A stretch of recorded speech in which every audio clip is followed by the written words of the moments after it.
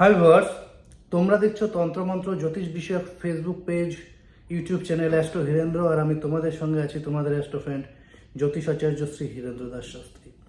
আজকে আমি এখানে যে বিষয়টা নিয়ে আলোচনা করব সেটা হচ্ছে দূর থেকে শুধুমাত্র নামের মাধ্যমে এবং ফটোর মাধ্যমে কিভাবে আপনারা তীব্র থেকে তীব্র বশীকরণ করতে পারেন সে বিষয়ে আলোচনা করব। এই যে প্রয়োগটি, এটি একটি মোহিনী প্রয়োগ কিংবা কামিনী প্রয়োগ বলতে পারেন।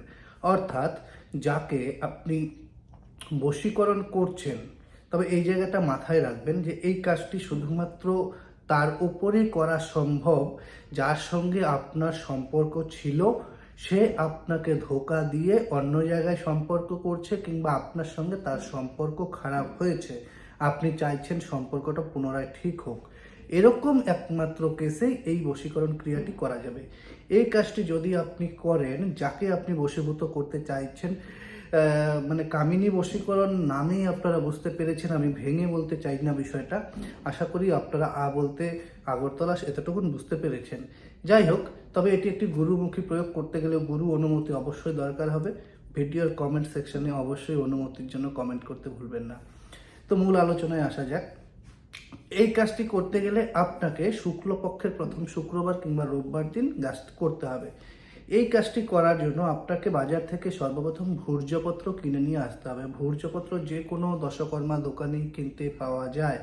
বারবার বলছি, অনেকেই পরে ভূর্জপত্র কী জিনিস চেনেন না, সেই কথা বলছি। যে কোনো দশকর্মা দোকানে ভূর্জপত্র কিনতে পাওয়া যায়।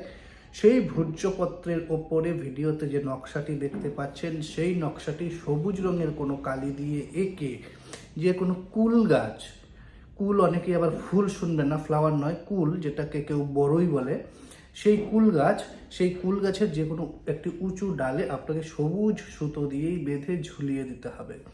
এই কাজটি আপনাকে 3 বার করতে হবে, 3 সপ্তাহ করতে হবে।